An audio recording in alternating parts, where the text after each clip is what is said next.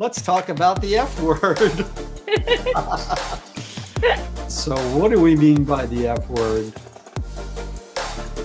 Drum roll. Fulfillment. Hi, everyone. Welcome to Titans of Transition. I'm really happy to have the one and only Caru Jones with me today. Very excited. And I know my name gets a little bit confusing. It's pronounced Carrie, spelled Caru. Very confusing. So I'm sure there's a backstory there. Yes, my father, it's Welsh. My father is from Wales. The word Carrie means, and if you can roll your R's, please do, but it means love. Ah, very nice. I didn't know that. So Yes. thanks for surprising me with that.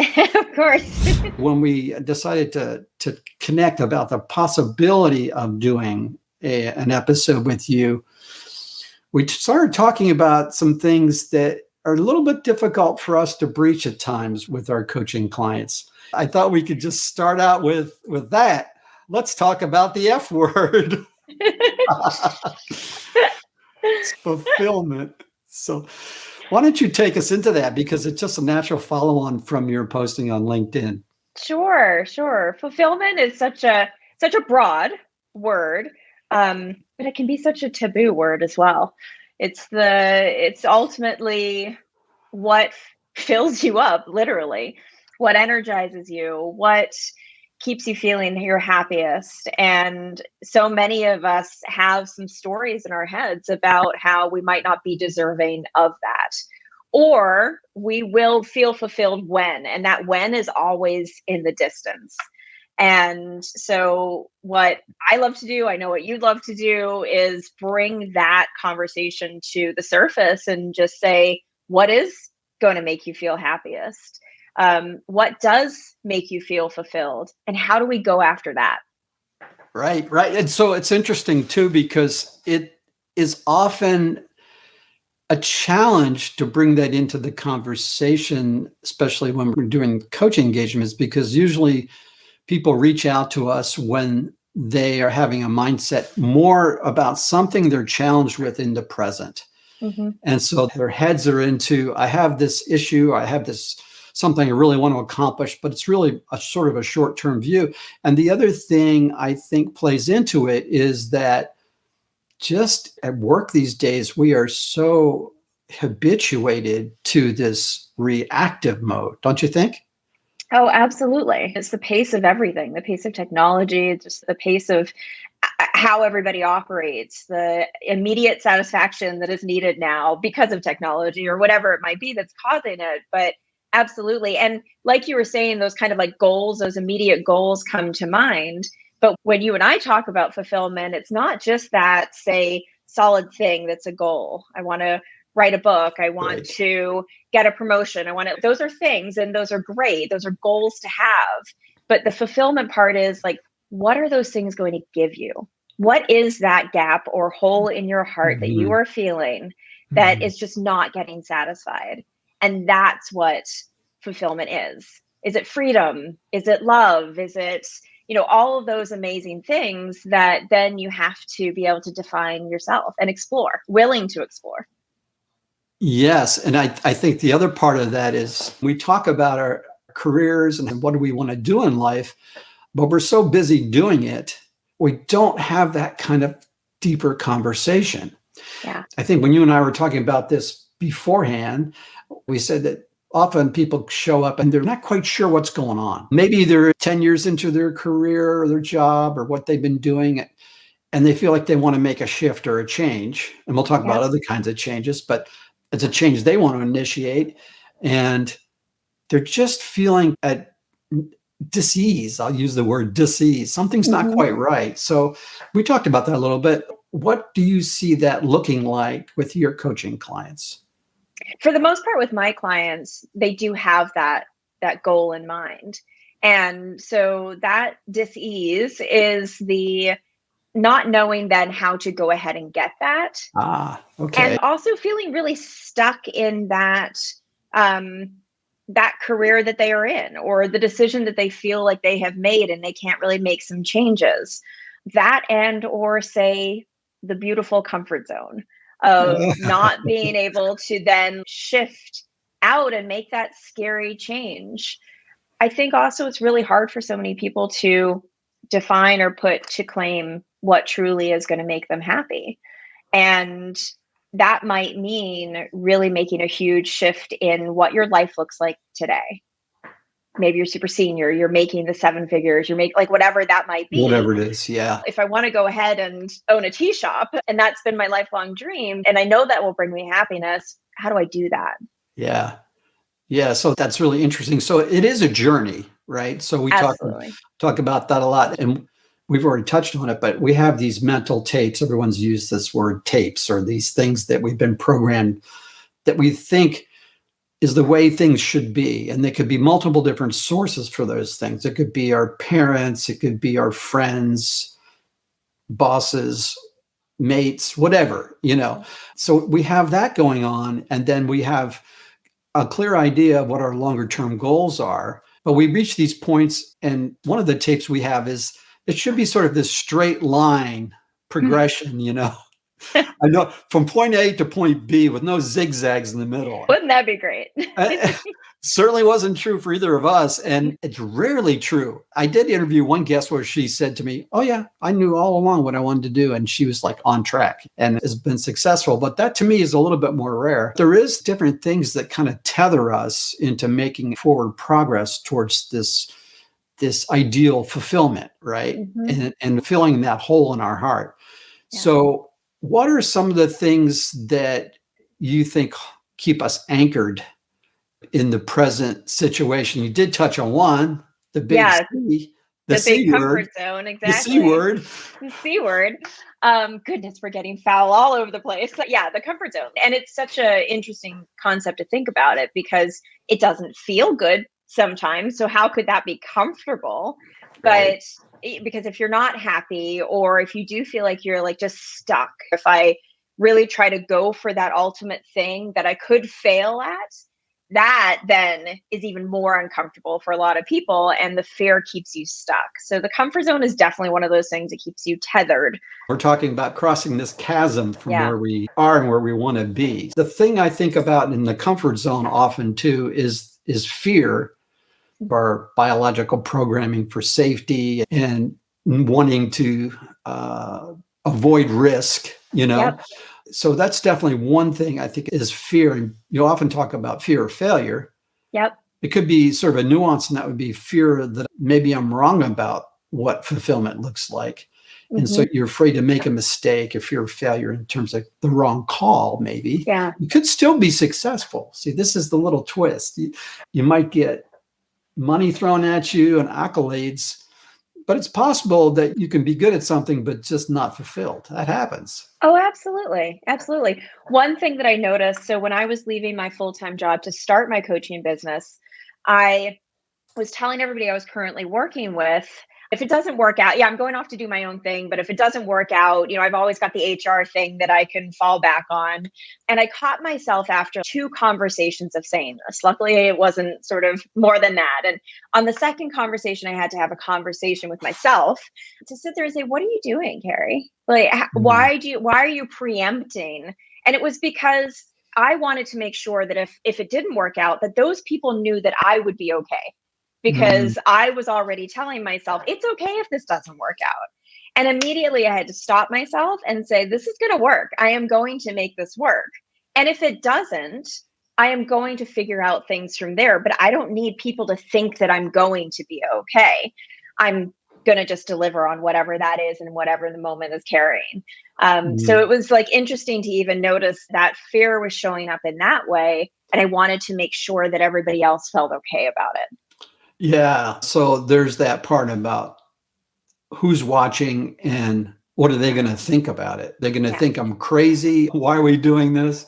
Yeah. One of the people I interviewed, she was in my high school class, and I connected with her. She went from a corporate job, and she loved Pilates. And so she was a Pilates instructor on the side. Finally, she said, I want to go all in on this. She actually sold her house on faith that she would land a job teaching Pilates in the Caribbean, in San Martin, at this one hotel that she had been to before. And before she got the confirmation, She actually booked her flight, sold her house, and was ready to go. And so that's kind of rare. Most of us do have a backup plan, but this piece of it that you're talking about, where we have a story to tell as well, that's quite interesting. Yeah. And it's interesting what you're saying is that some people are okay with that risk. So we were talking about comfort zone, but then there's that part of people just naturally like, I'm okay to do this. I'm okay to take the leap. And that's wonderful. But then the other stories that you're talking about, those other tapes or rules that maybe get collected through either our teachers, our parents, society, whatever that is, then it's like, how do you keep and how do you sustain yourself in your then pursuit, your then journey through really feeling that and being present to that fulfillment in the current moment? The second that you start to listen to either your own judgment or the judgment of others, or as I also like to say it, the judgment that we put into other people's mouths when we tell ourselves stories about what they're thinking, but we have no clue. And those are the times then where we start to deny ourselves once again of that joy and that fulfillment because we're telling ourselves that this isn't possible, we're not good enough, we're not worthy, or whatever that might be. So you might be ready to take the risk. You've also got to be willing to and have the tools to be able to stay in that focus for yourself of I am deserving of a fulfilling life, and that is happening right now. That's really good. So that's we're getting into the lessons learned here. So let me ask you: is there a personal example from a transition where you've applied this or where you learned that particular lesson? It's constant. It's a constant learning.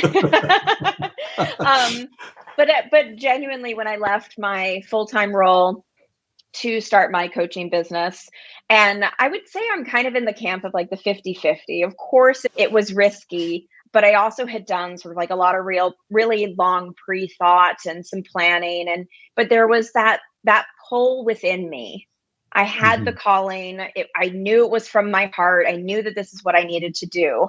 So I took the leap and it didn't feel scary for me. And I was able to continue through. The part of it, though, that the current staying in the moment, loving the journey, coming back to that fulfillment every single day or moments throughout your day, that's the muscle that I've really had to work on through this transition because there's hard days or there Yeah. are things that you don't necessarily like to do when you are owning your own business. I'm Yes. not a marketer, but I have to do that. And so how do you continue to feel fulfilled? And it's all about that balance, and it is all about continuing to come back to yourself and what you are doing, your why, your purpose. Mhm. That's really good. The other thing I think that kind of plays into this and something I've learned is getting off the outcome. Being in the moment, you should have joy about what you're doing, Yeah. regardless of the money coming as quickly as you wanted it to, or the number of clients, or the externals, the internal resonance that you're on the right path here, that you're in the right space for you, uniquely for you. This is the right thing. I think that's a big lesson because the other thing too is you have to continue to keep on keeping on and trust yourself. Yeah.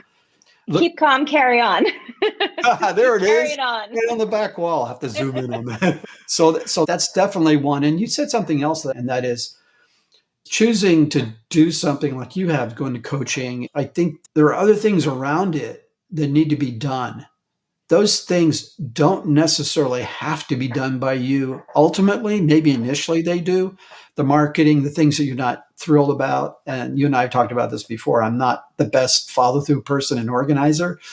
And all the people that work for me are going, oh man, is that so true? So would farm that out. And that was a big lesson for me. And early in my career, I used to be an IT executive. So early in my career, I felt like if I didn't shore up my weak areas, then I was failing. And if I had to have someone else cover for me in a certain area, I was failing. What I learned was in order to really take advantage of my strengths and my natural gifting and to be fulfilled in doing those things, I needed to allow other people to be in the lead position. I Yeah, love that from the perspective of playing to your strengths. And sometimes I get it in corporate roles. Sometimes organizations aren't structured that way, or managers don't have the know-withal to be able to help support you in that way. But if you can, and as much as you can, playing towards your strengths, it does allow for more of that fulfillment, because there's more internal validation that you can get because it feels good, because you know you're good at it, because it's you've got that flow. But when you are struggling through, or when it becomes a hard time, back to your other point as well, like your ego is going to start to look for that external Mhm. validation. We all do. So do not beat yourself up guilt wise because you're looking for that. But where that fulfillment can come from is also having that internal validation and believing in self. Yes. And I think as we are sharing now that we're doing what we love to do. Of course, I'm retired, but I'm doing all these other things, but I'm doing the things I love to do.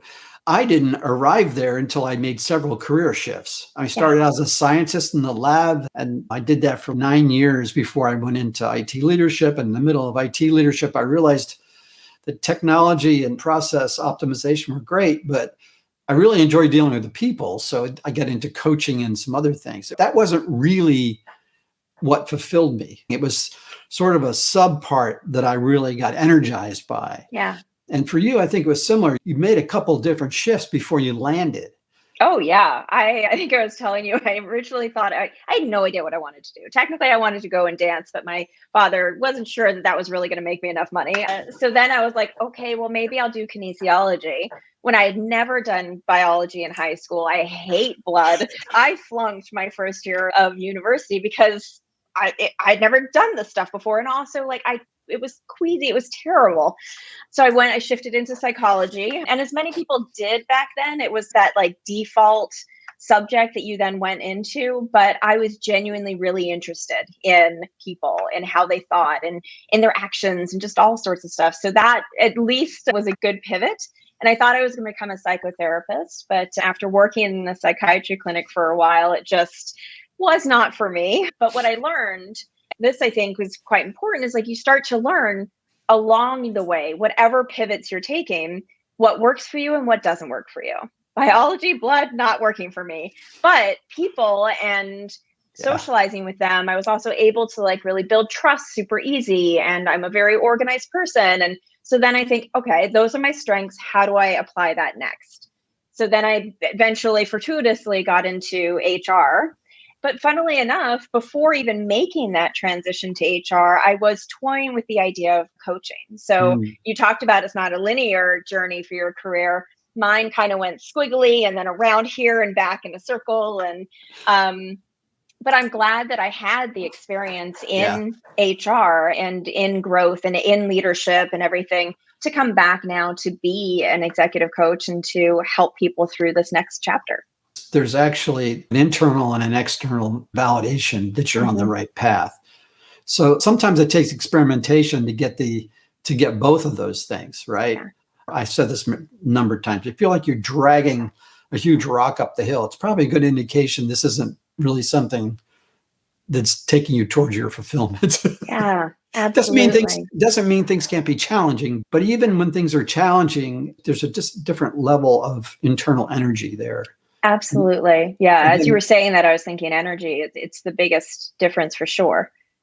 and then also external verification. As people are trying to figure out what it is that is their unique thing, what's their superpower, what's their gift that they're given from above or whatever, I think you got to go a little bit more niche down than just someone saying you did a great job at that. You need to ask the person who gives you some positive feedback, what specifically was good about it, Hmm. you know, and dig into it a little bit, because jobs don't necessarily map to, I think, what our superpower is. I think you said the people part, right? The engaging with people, encouraging others. And I know this from interacting with you, being very thoughtful, being very great listener. Those are things that line up mostly with being a coach. But Hmm. aspects of that, you could be a good boss, you could be a good teacher. So it's these kind of gifts, they're not bucketed in just one job description. Absolutely. And back to an earlier point that you made, like we're all running a million miles a minute. Yes. And so it's hard to hear what our heart and soul really wants. And for me, it certainly took me to slow down to hear even that I wanted to follow now this pursuit of becoming a coach. I was in one of my most burned out stages of life. I started going to a Reiki specialist. I'd been seeing this person for 3 or 4 months. And so being able to slow down, I would spend an hour with her of guided meditation, basically. Mm. And it was in like our fourth session where I remember she was at my head and she said, Carrie, what do you love? What do you love during your day? And it just came out: coaching. I love helping people. I love unblocking the challenges. I love cheerleading people along. And so when we can slow down and we can then start to listen to what is it that our heart wants, and then how do we apply those skills? And I know the Uber judge in me years ago would sort of poo poo on listening. That's not a super skill, but look at all these other people who can do all these other amazing things. But don't forget that the soft skills and the hard skills can help get you to, and they're just a piece of that Venn diagram to tell you what that career opportunity could be for you. Yeah. So we talk about that Venn diagram. So often we talk about your skills, talents. I layer in gifts. The other thing that people tend to put into that is money, sometimes. So that's all great, but how are you going to survive? And I think that's kind of valid.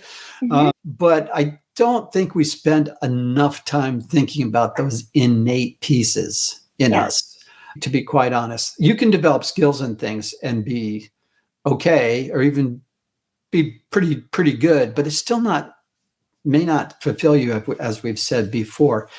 I'd like to transition here a little bit and talk about a special kind of transition that I think people go through.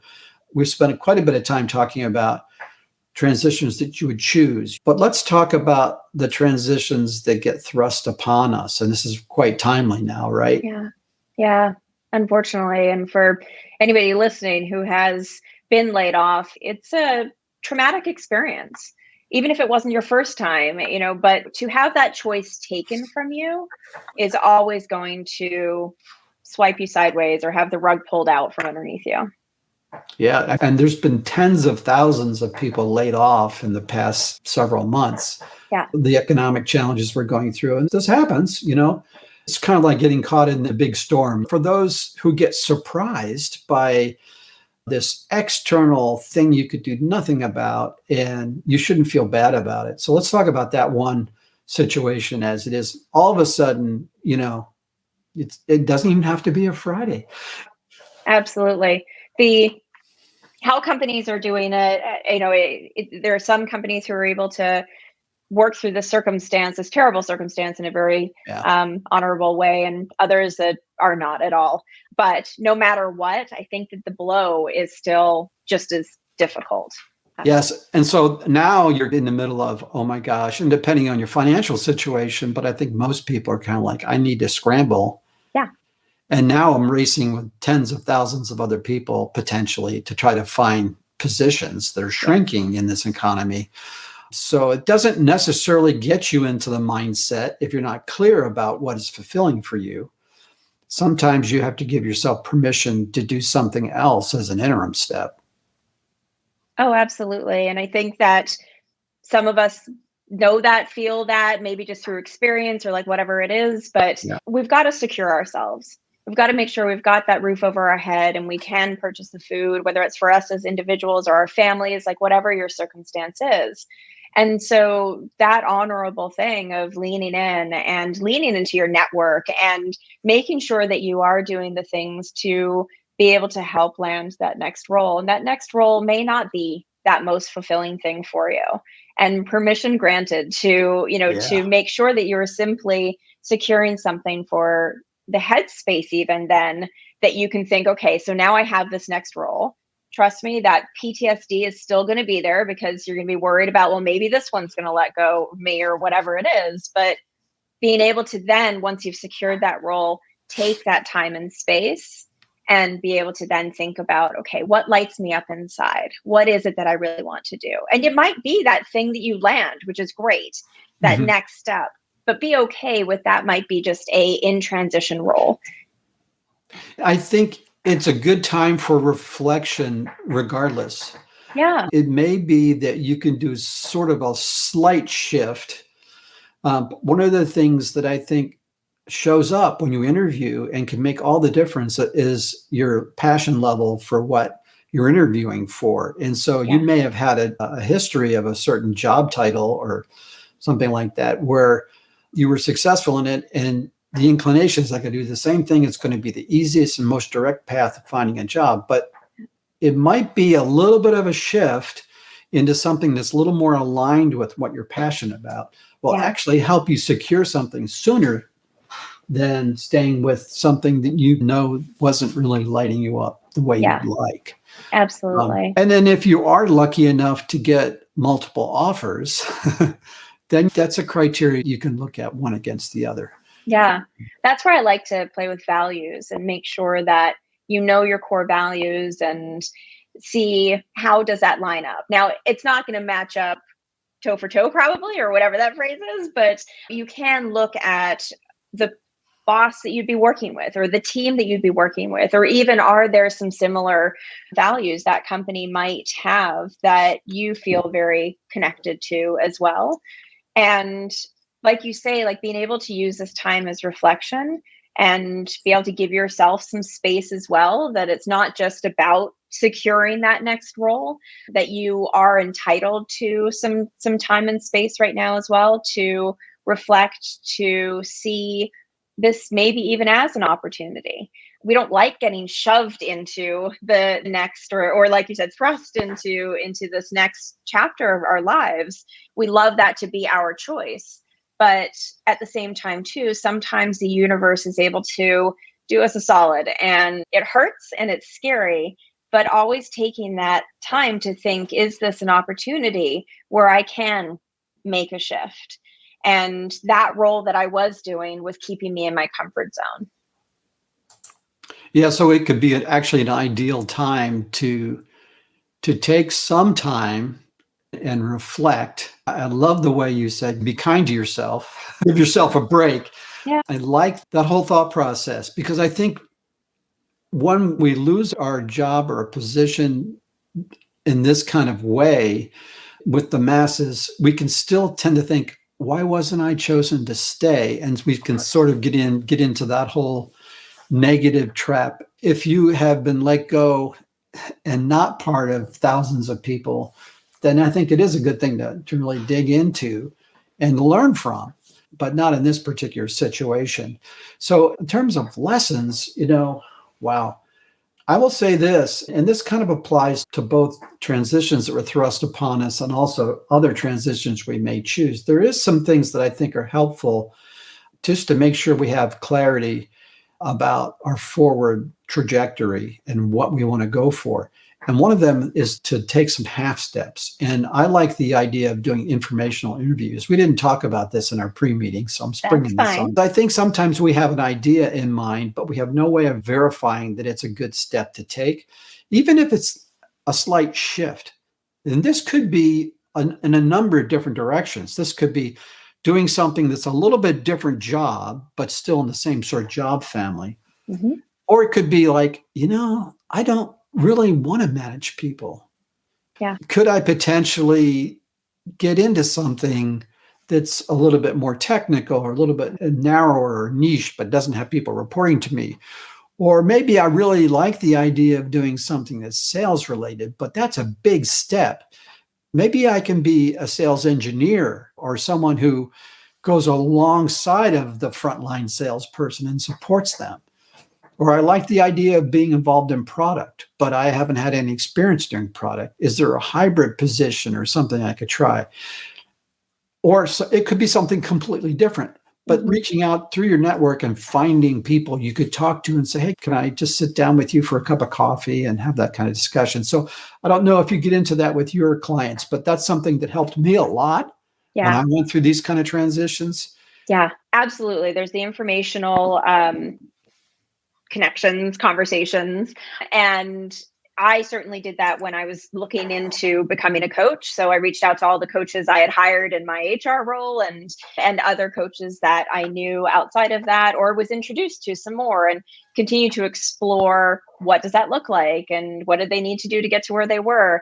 But I think that the other key as well is that in whatever stage you are, transition career wise, personal, like whatever it might be, but our networks, and that's such a, everybody hates that word, networking, network, like whatever, but our connections are super important. It's something that I really didn't truly invest in early in my career, and now have sort of like doubled down and like, kind of gone the other direction. And it truly is important. And I really do try to encourage everybody to stay connected.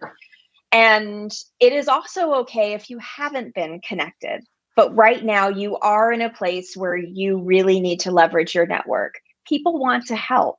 And so reach out and be able to say, hey, I know we haven't spoken in 3 years, but looks like you're working with this person. And I was just curious if you would be willing to introduce me. And people will say yes, they'll say no, I don't know that person, or whatever it might be. But you've got to ask, and don't allow any of those stories or tapes that we were talking about to say, yeah, but what did they think about me? I haven't spoken to them. But keeping those connections going in the times where you need people and the times where you don't, like whatever it is. But connection truly does help at any stage in your career. And it gives you more information, like you're saying as well, in terms of what it looks like to do the thing that they are doing, or at the very least, just have a really good conversation with somebody. That's great. I agree. And I think that I'm a little bit more of a connector perhaps than you are, but I certainly did learn a number of years ago, kind of mid-career, really start boosting up my network.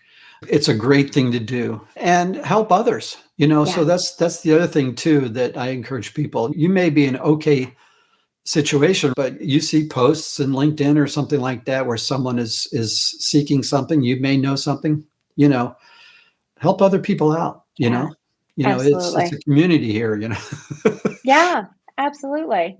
And Now, go oh ahead. yeah, go for it. No, I was just going to say some may be curious about coaching. Maybe they've never had a coach before. Obviously, there is a financial investment. There's an investment of your own time and your focus. And I think it might be good to talk a little bit about transitions and how having coach help you out. And I encourage folks that even if they're in the middle of a situation where maybe they've been laid off, having a coach can be really helpful to keep your head on straight.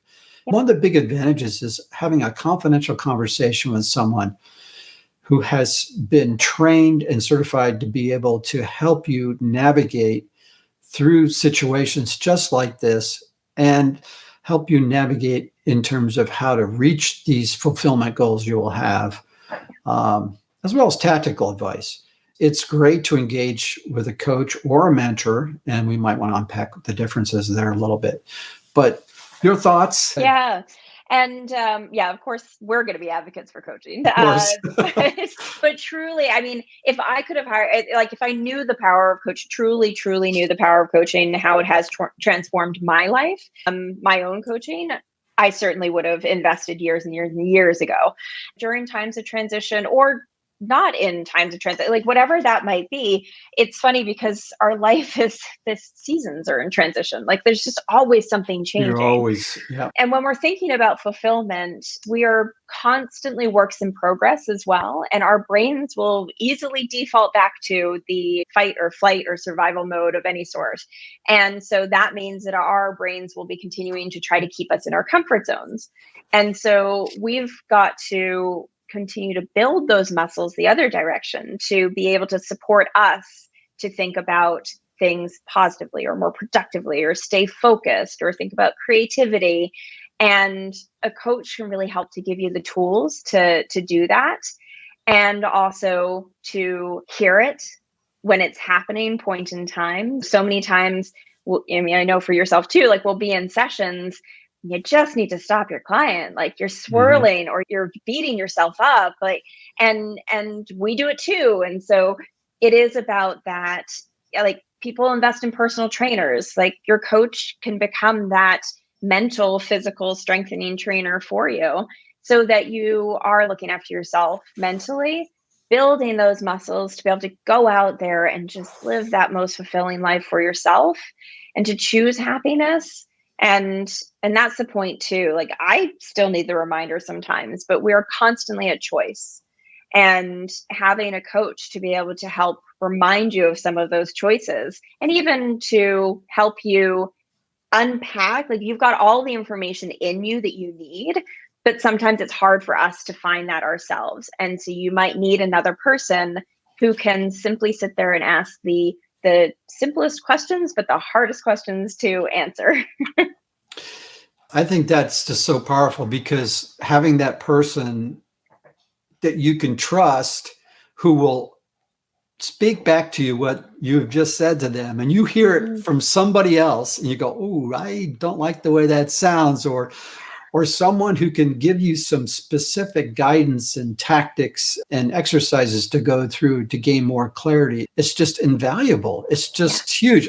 I just want to share a personal story here, and that is, oh gosh, I went into a different industry back in my career, and I had been doing pretty well and growing, and I purposely went to this other organization to get more scale, more body count, to be crass about it, people managing, because I knew that was an important criteria looking to continue and advance. And I did well initially, but oh man, I got into a situation where I got sideways with my boss, and I don't even know how I did it, to be honest. And I started scouring online and looking at different books, and the whole notion of coaching came up. And this was quite a few years ago, so it wasn't as common as it is today. And I found someone and reached out to them, and this was all remote. This wasn't even in person. It was over the phone, and it was so beneficial to me. And it was actually through that experience, realizing the value you could gain from that kind of relationship with someone who was looking for you to be successful, but they weren't going to mince words. You know, when it got down to it, they were going to be really clear and direct and help you, just like you would envision a professional trainer, right? And I think that's one of the distinctions. And tell me if you have a different perspective on this. I feel like a mentor is someone who understands your field, that you can go to informally to have conversations, and they'll give you advice based upon domain knowledge and other, life experience too. But rarely do I hear about mentors challenging you to break through the things that are holding you back. They might give you some unvarnished feedback, but they're not with you for the long haul. They're not with you through the whole process. And I think that's where coaching, which is not psychotherapy, please, but that's where coaches can be really valuable. You get a coach when you really want to make progress, no fooling. I had this guy I worked for years ago who asked me if I was going to be able to get something done. He used to always tag it with, "I'm talking, Joe, no fooling. You're telling me no fooling, you're going to get this done by next month." And I think about that a coach is someone who can really ensure that and hold you accountable. So anyway. No, I agree. The accountability is such a huge piece to it as well. And like you've said it already, the confidentiality. It's not psychotherapy, but certainly there are times where you do need to come and offload, and there isn't maybe a healthy place to be able to continue to do that. Maybe you're in a relationship and you've been taking all that baggage from work to that relationship, and it's weighing on the relationship. And so it's like there is a space for what it is that you need, and the coach is there to help create that space. And sometimes it is that listening ear. Sometimes it's like, we've had these goals and we're moving forward. Sometimes it's, hold on, let's stop and celebrate, because we often forget to do that too. So your coach is that bit of a chameleon to be there to get you to that ultimate place where you want to get to. Okay, I'm done selling the coaching thing. We're done with that. Never. But before we get off the topic and kind of wind down, I wanted to just chat with you a little bit more. I think we need to take a little bit more time to talk about fulfillment. Sure. We've talked about it in a couple different directions in light of different kinds of transitions. We've kind of defined it, but it is something culturally, at least I know in my career path in science and technology, which we got into the whole pushback. I used to be one of them early in my career, where it's like we would all say, "Oh, here comes HR. They're giving us this warm and fuzzy class we have to go to. We're going to all have to hug or something." We don't do that today, but but that was the speed. It was like, "Oh, this is worthless. It's wasting my time. I have to get something done. Why do I have to attend this? Why do I have to listen to this?" Yeah. And then as you get a little older and get a little bit more bumps and bruises in the saddle of life, you go, "Oh man, this is really what it's all about." We hear those stories about people who get to the end of their life, they're uber successful, and they say, "What do you wish you would have done? What's your regret?" And what do they say? "More time with my family," right? All those fluffy things. So what's your thoughts on fulfillment? Absolutely. I mean, now more companies and there's more studies out there about how happiness, happy employees, happy teams, happy, everybody, but happiness in the workplace really can lead to more productivity, more focus, efficiency, more profitability of the business. So there are studies out there that are showing that happiness, that fulfillment help to also move the needles that the boards are all focused on, or whoever it might be. But the powers that be who are looking at the numbers shouldn't shy away from how important fulfillment and happiness is in helping to also reach that goal. And when you are more fulfilled in what you're doing, it just makes sense. I wouldn't need a study to go out there and to tell me that I'm going to be more engaged in my work. Yeah. So hopefully there can be more conversations, and don't leave it just to HR. I always used to say, like, if all the managers and leaders were, as fantastic at leading their teams, you wouldn't need HR. Like, I will step away. So as leaders, and that's like also what I like to focus on, like my soulfulness leadership, like that's about being that brave person to come in and have a conversation about how you are helping to roundly look at this person, this human who's in front of you, and say, okay, what's gonna energize you? What motivates you? How do you feel fulfilled? And that's how your team then grows together and succeeds together. Yes, I love that. And I like that you brought in the whole leadership topic too, because I ask leaders that I coach, how do they engage with their staff? Mm. They have one-on-ones, but what does that one-on-one agenda look like? And what I challenge them to is have developmental conversations with their team members, their staff, and not just to have operational checklists, check items, which honestly, that's more what happens on a week in, week out basis. And we talk about the individual and you being fulfilled in your choosing your direction, but a leader wants to foster growth in people who are underneath of them. The more they can take on, the more it frees the leader up to then stretch up themselves and spend more time in the future planning and in exercising their own gifts and passions. The better everything goes for everyone. But it is truly very, very important. It's essential, I think, for retention. It's essential. And I think people can tell if you authentically care for them and want them to be in the right slot and try to coach them in directions where you see them shining and using their gifts. So important. Fulfillment is so important. It's ultimately the most important thing I think that we can lean into. And I challenge everyone listening, think more about these sort of long range issues. These things there'll never be enough time for you unless you're intentional about bringing them into your life. Have this kind of focus. I think also, I just want to say one thing too, because to everybody that might think that we're talking about everybody living in La La Land and having the happiest employees out there and everything, there are also studies that say if you're happy 20% of the day, so your role that you are doing out of your 8 hours, if you're happy for, and sorry, I'm not going to do the math immediately, 2 hours. But if you're happy for 20% of your day, like that is feeling fulfilled. That is the happiness level that keeps you engaged, that keeps you productive. And that might be the simplest thing. It could be that you really do love organization. It could be that you really are able to use your creative muscles 20% of your day or more. Doesn't mean that you have to be 100% of the time always happy, always motivated, or like, we're not talking about that. I think maybe there's drugs for that or whatever. But Happy, happy, joy, joy. but being able to find that balance Yeah. for your team, for yourself is really that aligned balance is what we're talking about.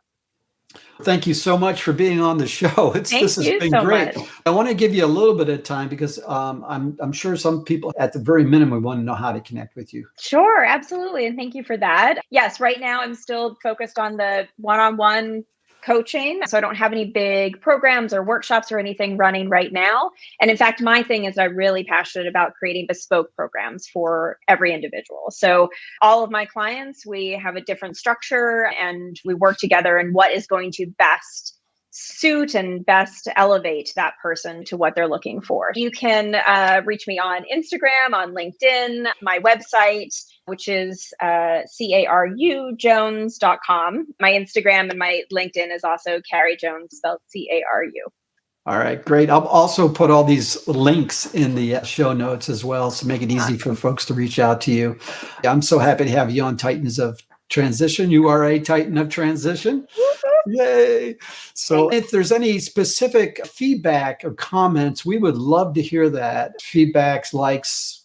If you like what we've dug into, just give us some encouragement and forward it on to friends and family that can serve as well. So thanks again for being on the show, Caru. Thanks, Joe. Good to see you. Hey, thanks for joining me today on Titans of Transition. I hope you enjoyed the episode. Please check the show notes for additional information.